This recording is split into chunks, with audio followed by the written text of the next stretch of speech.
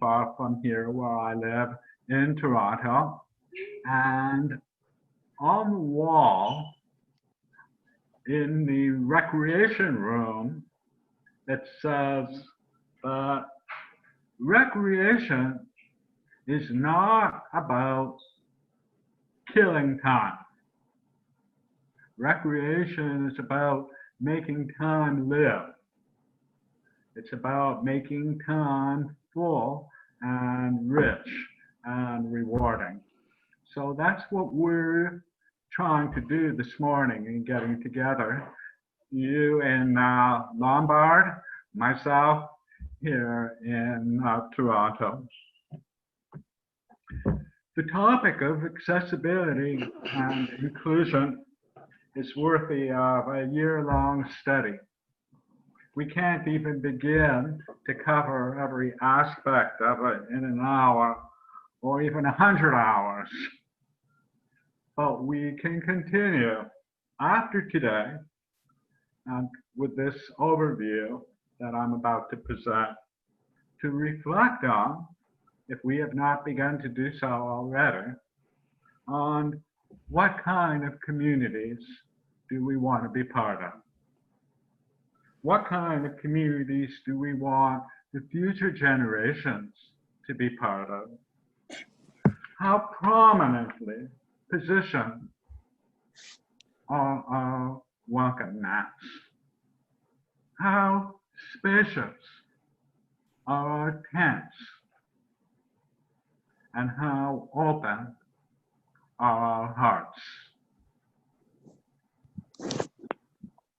It's no coincidence, because after being involved in religious life for a while, one learns that there's no such thing as a coincidence, that this program occurs not long after revelations have emerged involving the Canadian Museum of Human Rights in Winnipeg.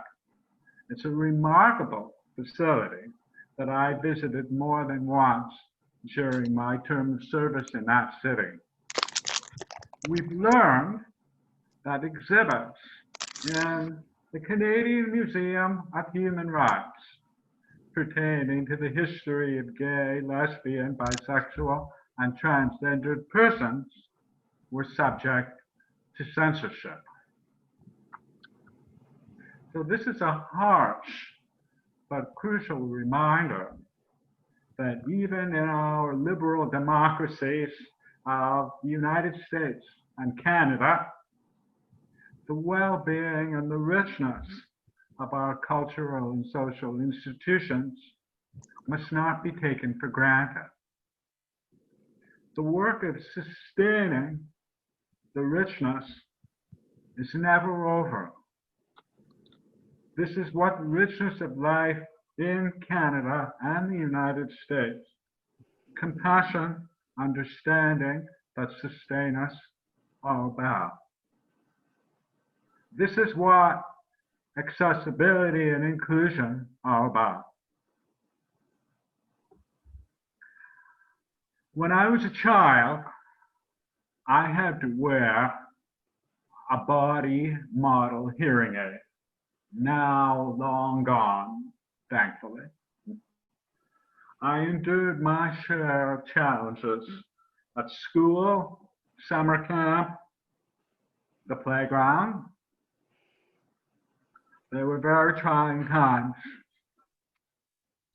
Years, however, separate those days of trial from what we have come to expect today in terms of acceptance, engagement, accessibility, and inclusion. Even if there are moments during which we are tested, continue to raise their unsightly heads, having to participate in with closed eyes, dim light, or a noisy air conditioner that a program facilitator refused to turn off, and even having to overcome the barrier of those who right now, and with justification, are wearing face masks. Lives are still better if not perfect, for those who aspire to inclusion. There's a tension that such as myself, with challenges, are constantly experiencing. On the one hand, we want to be embraced on an equal footing. We want to be like everyone else. We want to be like normal folks. But at the very same time, each of us with challenges call out, cry out in our own way for some allowances, some special treatment, and just a little bit of slack. So that being preamble, I'll now share with you how our Jewish tradition has responded to the needs of those longing for accessibility, how our Jewish communities at large respond to the physically, intellectually, emotionally, and spiritually challenged, the gays, lesbian, bisexual, and transgender among us, in search of a faith community that they can call home. So at this point, and remember everyone, I know I'm speaking here uninterrupted, but please feel free to use the chat button. Okay? Don't be shy. Okay? I'm more shy than all of you put together. Okay? All right. So I'm going to ask Rachel if you could please bring up the text that I sent her in advance. Okay.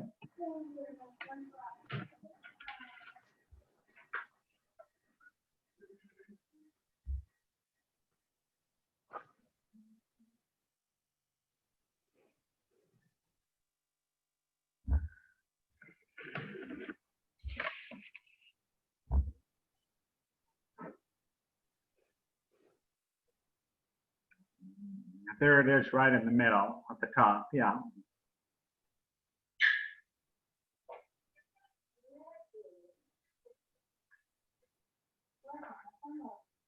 Okay, you're muted, Rachel. So, okay, yeah.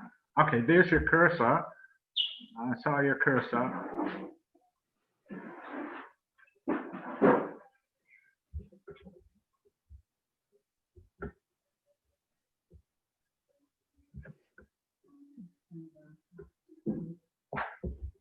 Okay, good, good. We got it. We got it. Great, great.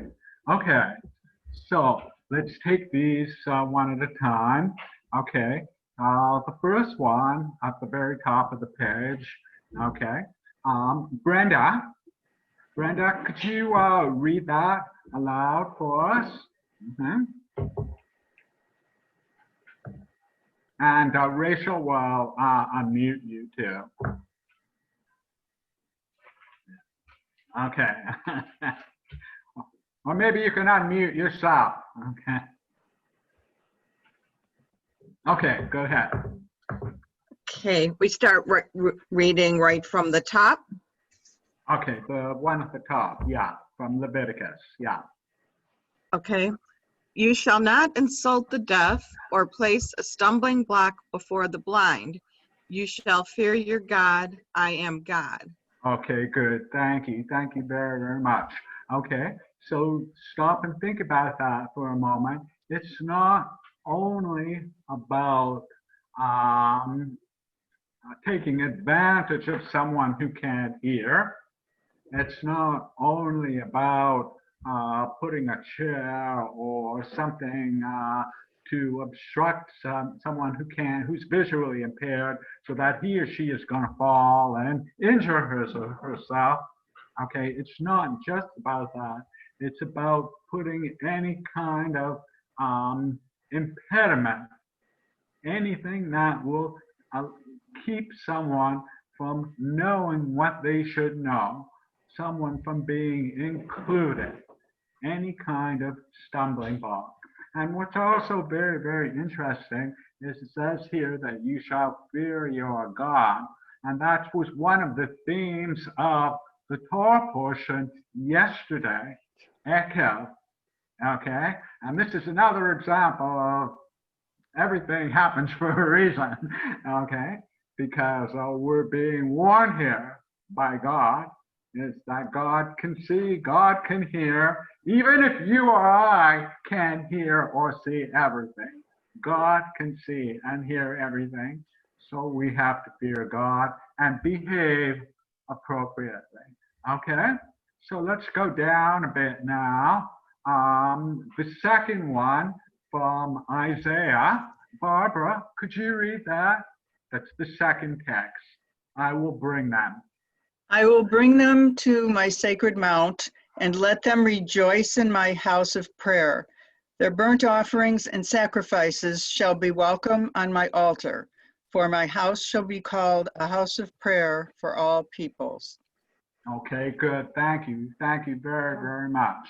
Okay, so this is very interesting because Isaiah, our prophet Isaiah, is writing about a time when sacrifices of our best domestic animals and sacrifices of our best produce was the norm in terms of expressing our service to God.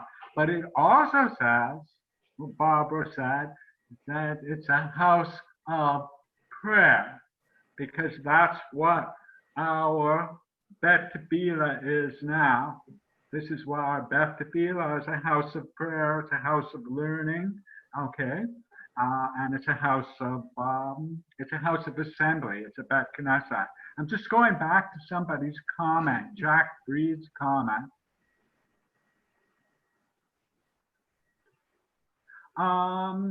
Jack, you're absolutely right. You're absolutely right. Okay, in a perfect world, I hope you all saw Jack's comment on the chat box. In a perfect world, we would all behave decently to one another. We would all be taking the high road to one another. But we're talking about an ideal.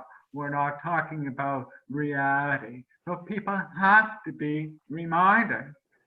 They have to be reminded how to behave, okay? And for sure, a lot of rabbis are thinking about that right now as we approach the high holidays, okay? And we're all thinking about it in truth. Okay, so let's go to the third text now. Taylor, can you hear me, Taylor? Okay. Yes.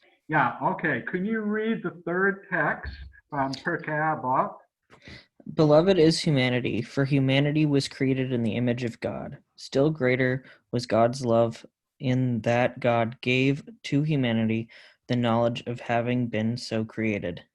Okay, good. Thank you very, very much. And that's from Pirkei Avot, the wisdom of our ancestors. And I'm sure Rabbi Koznowski has shared texts from Pirkei Avot with you many, many times. And the first sentence of that text that Taylor just shared with us is that we're all created b'tselem Elohim. And I'm sure that Rabbi Koznowski has shared that with you. We're all created in the image of God. Okay, and that is why we're all deserving of one another's respect and integrity. Okay, all right, good. Okay, the fourth text, Gail, could you read the fourth text for us? Go ahead. Sure. A human being mints many coins from the same mold, and they are all identical. But the Holy One, blessed be God, strikes us all from the mold of the first human, and each one of us is unique. That's right. That's right.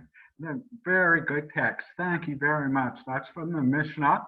And another way of understanding that is that who was the first human, or who were the first two humans? Okay, Adam and Chava, or Adam and Eve. Okay, And why did God create just two to start? It's because so no one can say my lineage is superior to yours. No one can say my ancestry is of more esteem or than yours is, because we all came from the same place. We all came from the same two persons. Chava, Eve, which is also my mother's name, by the way, and Adam. Okay? All right. Very good. Very good. Okay, I'm going to go down a little bit, see who's here. Okay. Okay, Jack, would you like to read the next text for us from Maimonides? Okay. The type is too small. I can hardly see it. Okay, you'd rather not read it? I can hardly see it. It's too small. Okay. Julie, but it's somebody on Julie's Zoom page. Okay, I'm not sure what it's saying right now. Okay, would you like to read it? One who sees from Maimonides. Okay, go ahead. Sure. And I'm Dave, by the way. I'm Julie's husband. Yeah. One who's 1, 2, 3, 4. It's the fifth text from the top. got it. One who sees people with disfigured faces or limbs recites the blessing. Blessed are you, our God, sovereign of the universe, who makes people different. One who sees a person who is blind or lame, or who is covered with sores and white pustules, or similar ailment, recites the blessing. Blessed are you, our God, sovereign of the universe, who is a righteous judge. But if they were born that way, with the disability, one says, who makes people different. Okay, good. Thank you very much. Thank you very, very much. Think about what that says, what Maimonides, the greatest of Jewish philosophers, or one of the foremost Jewish philosophers, saying that whatever challenge or whatever is special or unique about us should be seen as a credit, not a debit. Okay, should be seen as a gift or something unique or special, rather than something that holds us back. It should be seen as a positive rather than as a negative. Okay, I'll read the next one because it's very short. It's also from Pirkei Avot. It's the second one from the bottom. It says, do not look at the container, but look at what is in it. So when we encounter people for the first time, or we encounter people for the 1,000th time, we should be looking at their hearts. We should be looking at their spirit. We should be looking at their capacity for kindness and compassion and understanding and so forth, okay, rather than what is on the surface. Okay, let me just check somebody's remark here. Gail asks us, I don't understand the blessing of righteous judge. Is there a difference? Is the difference a judgment by God? It's a very, very good question, okay? And it gives us something to reflect on as to why do things happen the way they do? Why was I born this way? Or why was I in a car accident and I emerged with a permanent injury? Or why did I develop an illness and now I've got to be on special medication for the rest of my life? Okay, we'll ask ourselves, why do those things happen? And you use the words righteous judge, God of a righteous judge. Well, all I can say, Gail, is that, and people are always arguing with me when I say this, but things happen for a reason.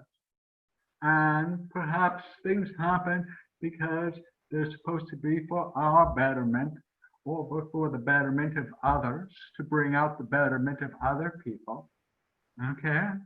So there's nothing, it's not black and white. There's an awful lot of gray here. And there's as many responses to your question as there are individuals in the world. Okay? But I'm very glad that you brought that up. Okay? All right. Let's go to the bottom of this page now. Okay. And this is from Exodus. And I'm just seeing else who else is with us. Rachel, would you like to read that text at the bottom of the page? Go ahead. Sure. But Moses said, "Please, O God, I have never been a man of words, either in times of past or now, that you have spoken to your servant. I am slow of speech and slow of tongue." And God said, "Who gives one speech? Who makes one dumb or deaf, seeing or blind? Is it not I, God?" Okay, good. Thank you very, very much. Okay. I'm sure most, if not all of you, have come across that text before in Torah study, in conversations, or Rabbi Koznowski's referred to it in a sermon. Okay, so there's a couple of issues here. One is Moses, our greatest teacher, our greatest prophet. Moses was a man of special needs. Moses was a man who depended on the generosity of others. He depended on God's generosity and support. He depended on Aaron, who, if you know the narrative is that Aaron would serve as Moses's mouthpiece. Okay, all right. And this here you also have, on the part of Moses, you have humility, his modesty and humility. Okay, and lest we forget is that with all these challenges that Moses had with his own physical challenges and putting up with 40 years of kvetching by the Israelites in the wilderness, is that all of that, and Moses still lived to be 120 years old. Okay? They may not all have been easy, but probably not. Okay. All right. Very good. Very good. Okay. All right. And again, feel free to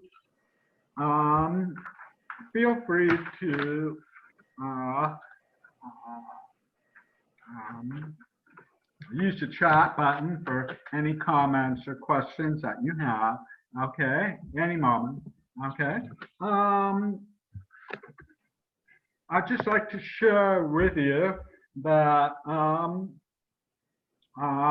just before we continue with the rest of this material, is that our camps, the URJ camps, which unfortunately, as you know, are not operating this summer out of the concern for the well-being of staff and campers and everyone who has a stake in them. I know that the closest camp to Chaim is probably Osrui in Wisconsin.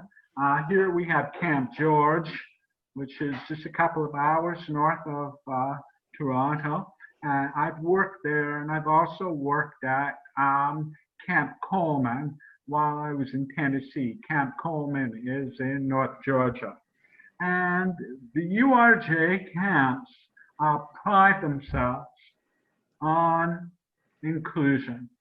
They pride themselves on every camper having that special experience during the summer. campers with autism, campers with other special needs. And I want to share with you something very interesting, is that one summer when I was serving at the camp as staff, Camp George, the tennis instructor was wheelchair bound. Everybody hear that? The tennis instructor was wheelchair bound, and he had won many awards, many championships as a tennis player. He had a very specially designed wheelchair that was very lightweight, and he was in charge of the tennis program for the summer. So I asked him once if he would like to play. I had a free afternoon, and I said, would you like to play?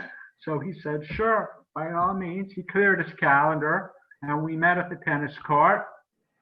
And just before we started hitting the ball, I asked him, because I had to ask him, I said, is there anything special I should be doing? Like, should I hit the ball to a certain part of the court or anything like that? So he said to me, his face broke out in a smile, and he said to me, Bill, just play me like you're playing anybody else. And we had a beautiful hour, 2 hours of playing, and it was great. It was really, really great. Okay. Okay, I'm just adjusting my notes here. I should also say, and I hope, I'm sure my wife Deborah won't mind if I share this with you. My wife is a juvenile diabetic, type 1 diabetes. Since she was 7 years old, she's been insulin dependent. And she grew up in British Columbia, but every summer she traveled to a special camp in Northern Ontario for diabetics. It was a special camp just for diabetics where they just kept a little closer tabs on their athletics and diet and meals and medication and so forth. Okay? I wanted you all to know about that. Okay? All right.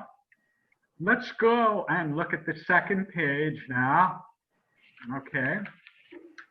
Okay, thank you. Okay, good. All right. So I'm just trying to see who else is with us. Okay. I know some people are not on video. Okay, there's Mark. Okay, Mark, could you read the text for us at the top of the page? Okay. And Joel, I'll get to you in a minute. Okay, Mark, go ahead. Therefore, that's where we want to be. Therefore, we call upon each rabbi to exert leadership within his or her congregation or institution to provide for the needs of the disabled. Specifically, we recommend, where appropriate, the creation of unhindered access to the synagogue and its facilities and grounds, including the bima and adequate parking. We recommend further the creation of a group within the synagogue to provide advocacy for persons with disabilities with regard to architectural and attitudinal issues. Good, thank you. Thank you. Thank you very, very much. And this is an imperative, everyone. I can't overstate how important it is today, 2020, that our houses of worship, our houses of learning, our houses of assembly be accessible and inclusive in these ways, that there be ramps, that there be, if necessary, there be elevators, that there be large print sidurim, that there be hearing assistive devices for the hearing. Okay. This is very, very important. Okay. And a person, any person who attends services should be able to go not only up to the bema, not only into the sanctuary, and not only up to the bema, but also right up to the Aron HaKodesh, to the Holy Ark. It's very, very important. If we want people to keep coming back, if we want people to know that we care about them and that our temples and synagogues are their homes, these things are all crucial. Okay? All right. I'm just going to go to a question, that comment that Joel made. Joel's telling us that he teaches Tikkun Olam to high school in his religious school, and he would like to do a lesson, and he'd like to share the text. Yes, absolutely. Like a copy. Absolutely. Absolutely. Okay. And his longtime tennis coach was confined to a wheelchair, and he taught me to be a good tennis player. That's great. By all means, Joel. And we'll make sure that Rachel sends you a copy of the text so that you can use it. Okay? All right? Okay. All right. Let's go to the next text from the Rabbinical Assembly. Okay. Barbara, can you read that? Be it further resolved.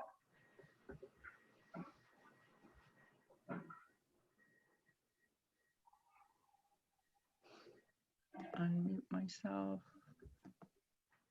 Okay. Yeah, be it further resolved, the second text, yeah. Be it further resolved that the Rabbinical Assembly calls upon its rabbis to embrace the vision of the conservative movement that spiritually, physically, and socially welcomes, includes, accommodates, and supports all children and adults living with disabilities and their families by providing lifelong learning in all aspects of Jewish communal life.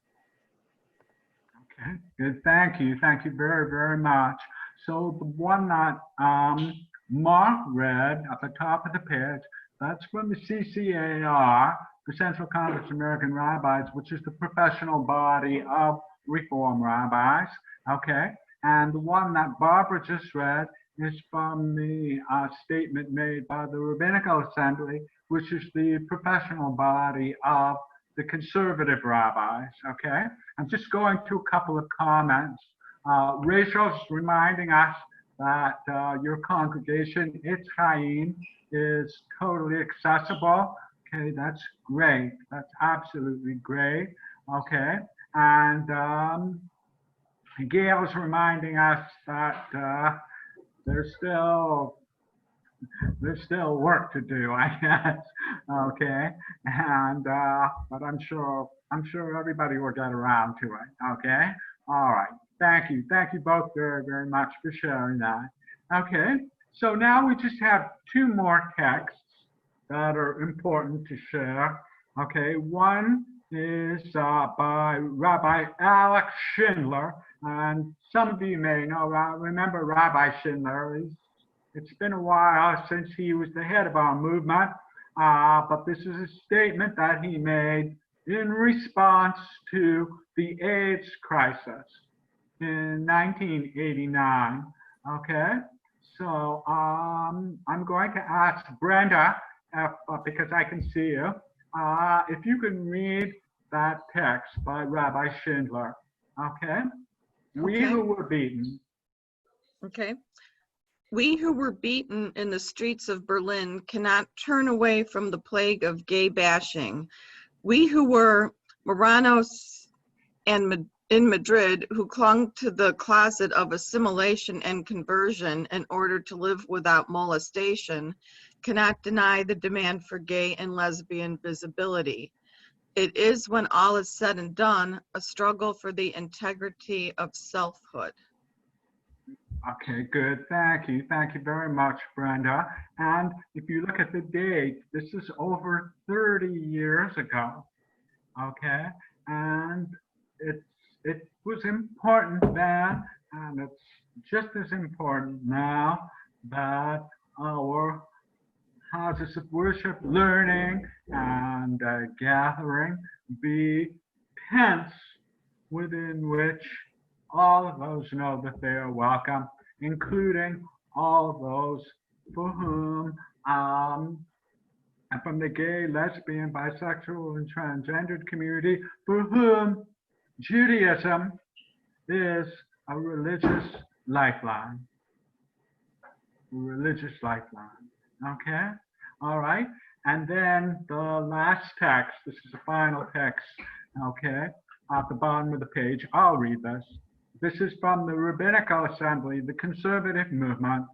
Be it further resolved that Rabbinical Assembly urges its members and partner organizations to strive to continue to include and welcome lesbian, gay, bisexual, and transgender persons into our community, and to educate about and advocate on the issue of domestic and international human rights abuses against members of the LGBT community. Now that's in 2014, okay? So it's quite a big difference in terms of 1989 and 2014, but we can say now fairly safely that the conservative movement too stands for inclusion and accessibility for all those for whom Judaism is fundamental to their life. Okay? All right? Okay. So I'm being sensitive to the time here because I know that we have some other pictures, to show you before we log off. Okay? All right. Let's go back to the big screen. Okay? Good. Thank you. Okay, great. Okay. I'm proud to have been associated with two congregations in Chattanooga, Tennessee, and in Winnipeg, Manitoba, that welcome gay, lesbian, bisexual, and transgendered persons into our sacred confines. In Chattanooga, during a time of very, very unpleasant societal tension, we embraced the gay, lesbian, bisexual, and transgendered community. I addressed them in their church. I took part with my congregants in their social activities, and we welcomed them into our temple. We took part in a peaceful demonstration before civil authorities, and all times we reminded them that they were welcome to join in celebration of God, community, and friendship in our synagogues. So just before we show the pictures, so we can all sort of see each other for a few more moments, this is what it all comes down to. If the issue that we're addressing this morning, what kind of a community do you want to be? Do you want to live in? What kind of a community do you want to be part of and to call home with pride? May we have ramps, elevators, large print sidurim, should the financial resources be in place, infrared or FM assisted devices for the hearing impaired, and live streaming for the hospitalized and the ones who are homebound. May we have appropriate signage indicating to all members of our community that they are welcome among us in the spirit of peace and friendship. May we have no shortage of rainbows. But what does a rainbow imply? It implies to us the same thing that it implied to Noah when he stepped out of the ark. The rainbow is about hope. The rainbow is about a future that includes all of us. In Leviticus, we're taught, do not stand by idly while your other is hurting.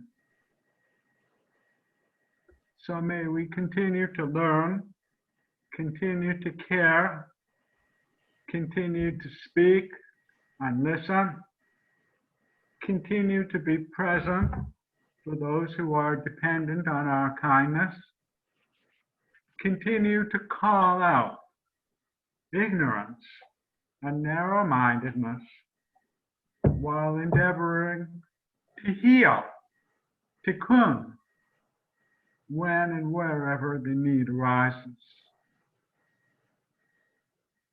May no stone go unturned in our quest for inclusion. May no stone go unturned in our quest for communities that are imbued with understanding and compassion. May no stone go unturned in our efforts to find and support others in their journey towards finding home.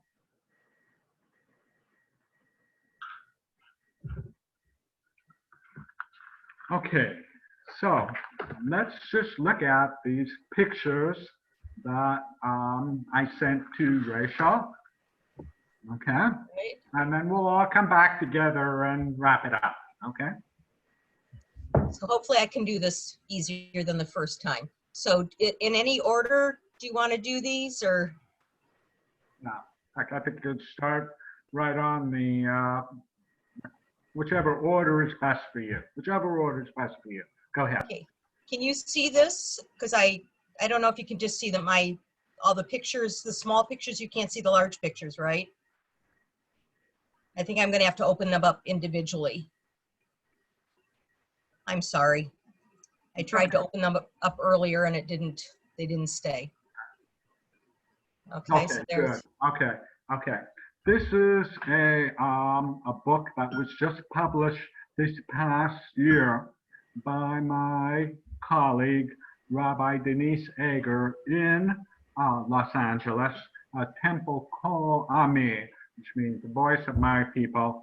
And she is a past president of rabbinical movement, the Central Conference American Rabbi, and it's called Mishkan Gabah, which means a dwelling place for pride. And I don't have a copy of the book yet, but I just wanted you to know that this book is available and out there as a resource in terms of creating and ensuring that our communities are inclusive. Okay? All right, I'm going to see if this will work here. If I say share all photos, let's see if they all come up. No. All right, so I have to stop the share and then bring it up again.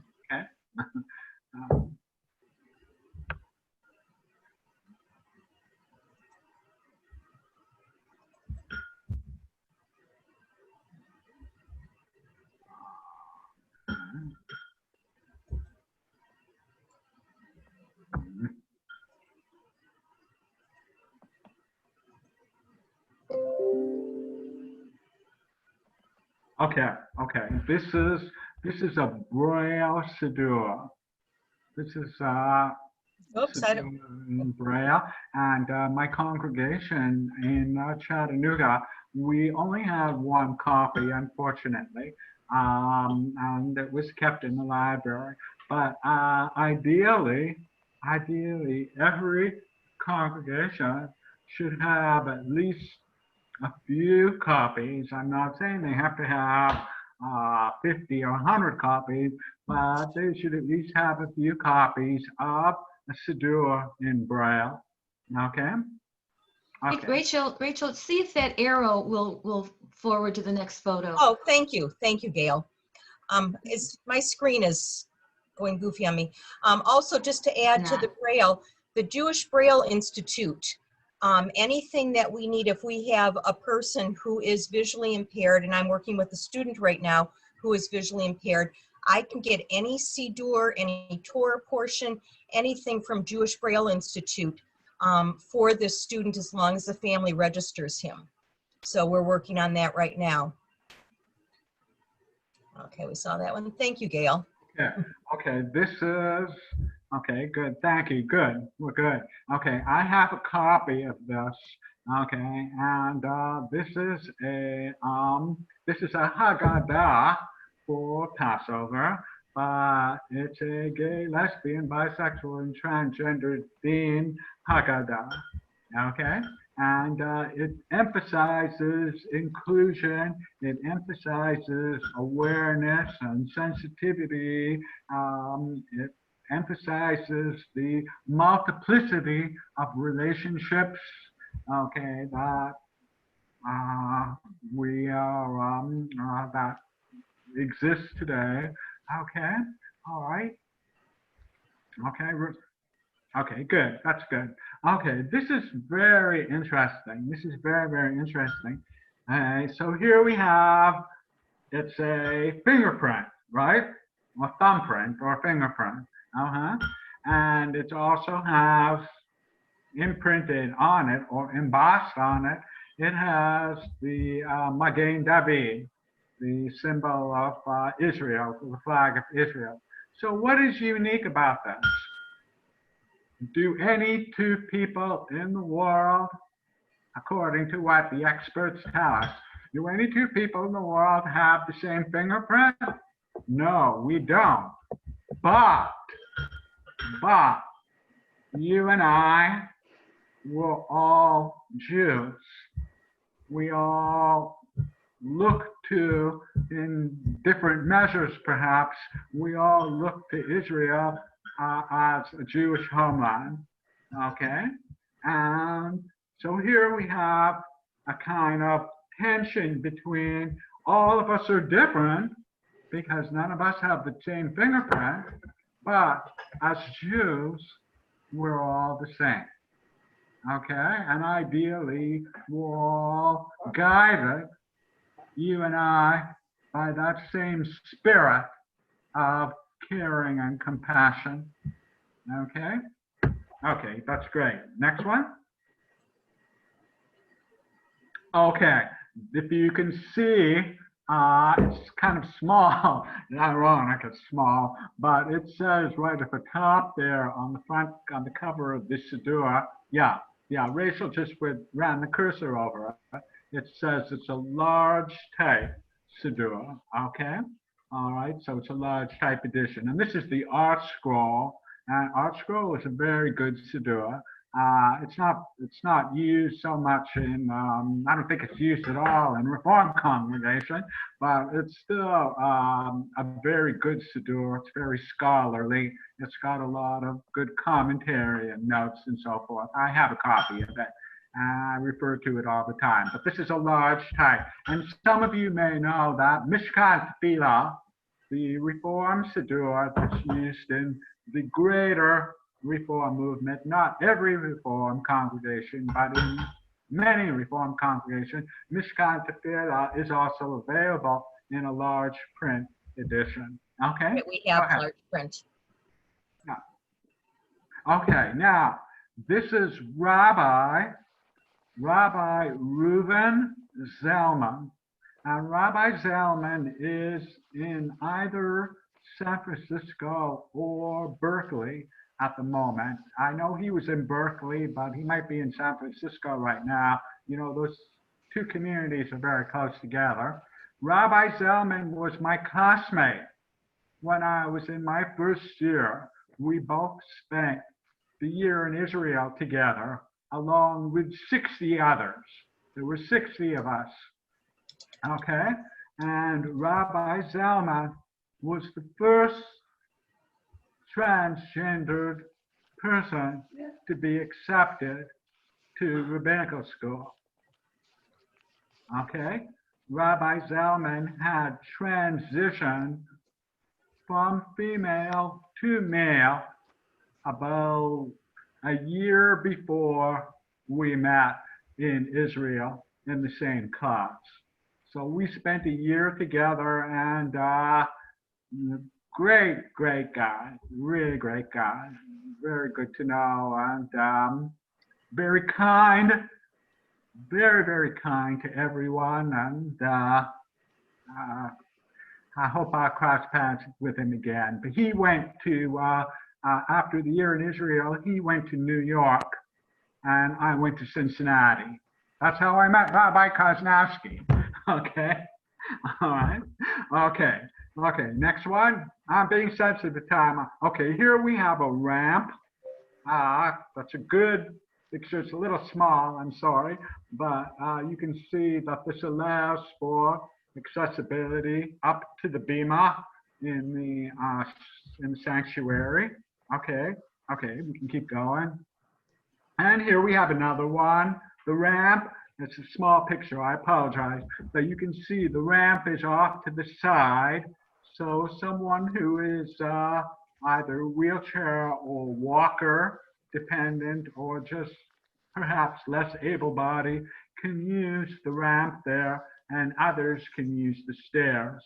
Okay, I'm not sure what those screens are in front. Okay, now this is very interesting. This is a synagogue in, I think it's in Portland, Oregon, or Portland, Maine. I'm not sure where, but you can see this is because of where the sidewalk is, and because of where the doors are to the building, it has one of those very gradual ramps. So a person goes one way and then another way, and then so they can get inside the synagogue. Okay, that's good. Okay, this is Congregation Rodef Shalom in Pittsburgh.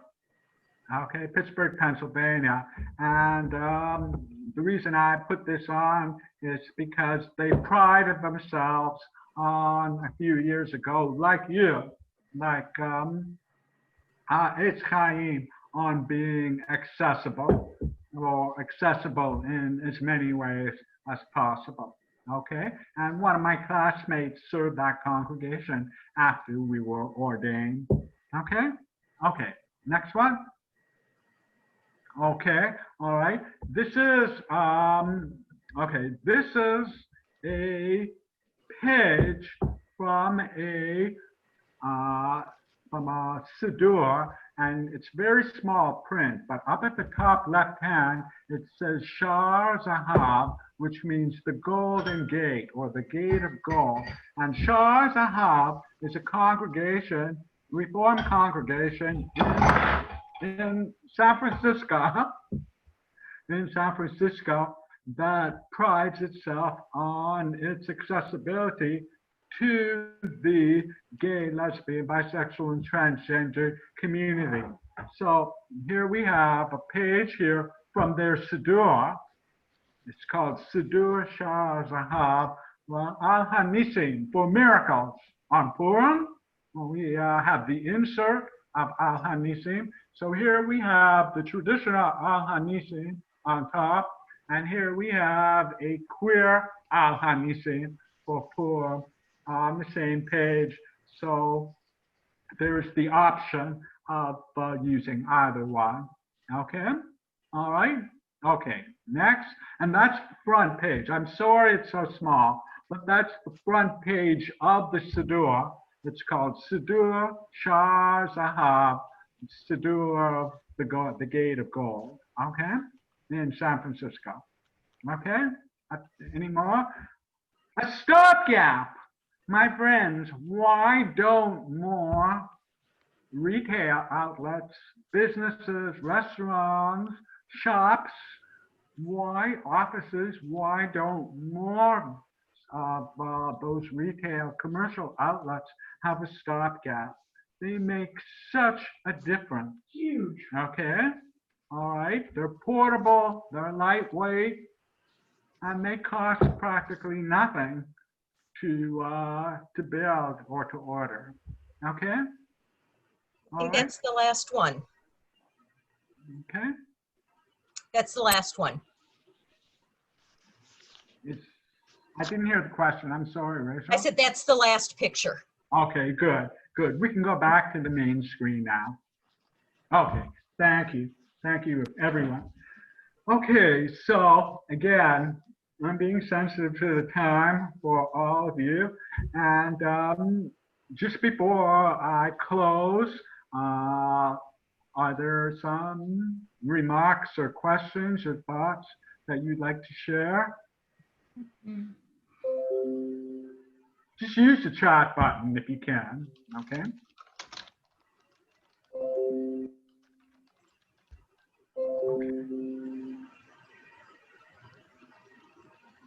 Okay. Okay, all right. Okay. Gail, thank you, Gail. Thank you too.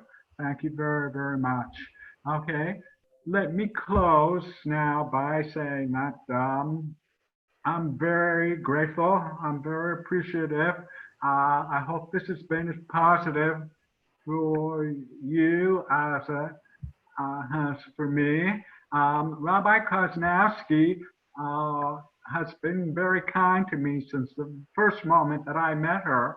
When I visited Cincinnati before applying to rabbinical school, this was in 2002, 18 years ago. And I was in a class as a visitor, and I ended up sitting beside Rabbi Kozlowski, and she shared her Talmud page with me. So next time you see her, you can ask her about that. And not only that, but when I was formally interviewed for Hebrew Union College, Rabbi Kozlowski served on the interview team. Okay, so she's a very, very special person. You are all blessed. I'm sure you know that already. You're all blessed to have her as your friend and as your spiritual leader. Okay, so I wish you all well. Please take care of one another. Take care of yourselves. And in the best of possible worlds, we'll meet again. And we'll meet again in person. Okay? Thank All you. right. Thank you so much, Rabbi Thank Tepper. This you. was great. I think we all learned. See you in 2 weeks. See you in 2 Yeah. weeks. 2 weeks. That's right. Okay. Right. All Thank right. you right. very much. Thank Thank you. you. Thanks, everybody. Thank And I'll you. send out the handouts so you'll have them. Okay, thank you. Thank you. Bye. Bye-bye. Bye-bye. Thanks so much.